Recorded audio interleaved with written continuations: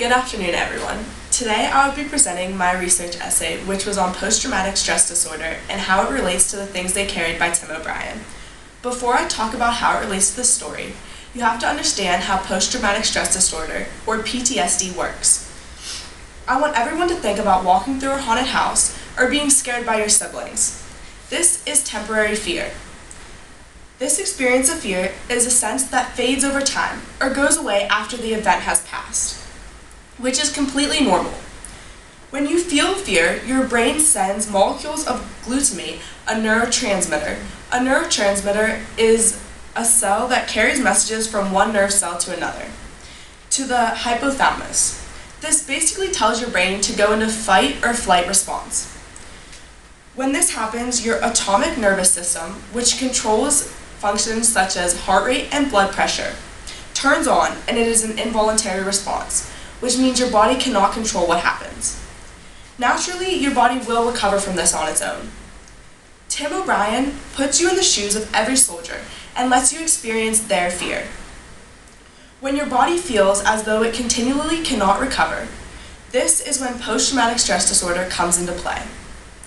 O'Brien never directly mentions PTSD in his novel, but after thorough research, I firmly believe that many of the soldiers mentioned, and O'Brien himself, have experienced or suffered from post-traumatic stress disorder.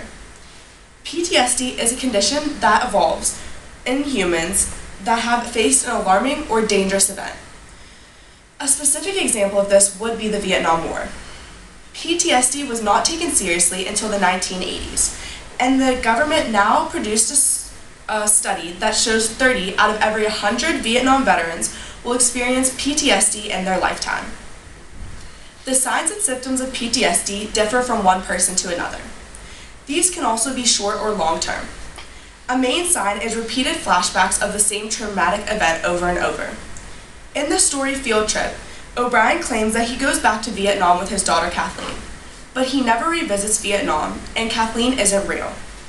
This information can help conclude that he may have made up these stories to help cope with his development of PTSD.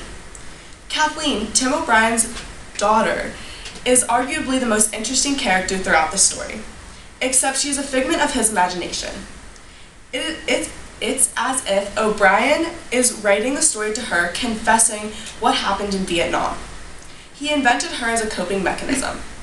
Another coping mechanism many soldiers turned to was drugs.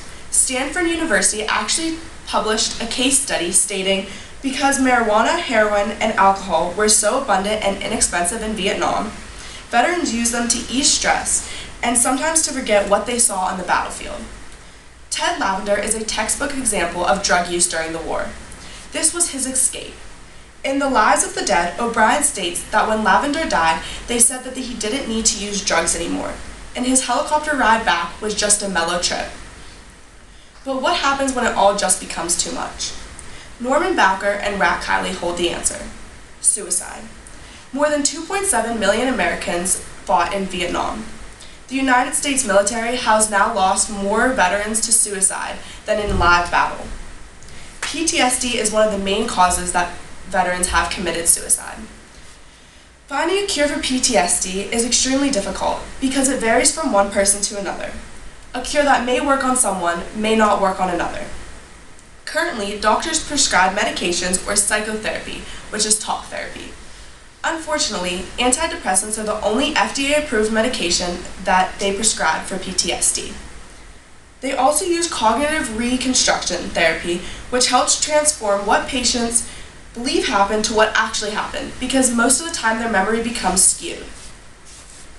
PTSD is just as serious as any life-threatening disease. By knowing this, everyone should take the signs and symptoms more seriously. Like O'Brien said, the bad stuff never stops happening. It lives on in its own dimension, replaying itself over and over. Thank you.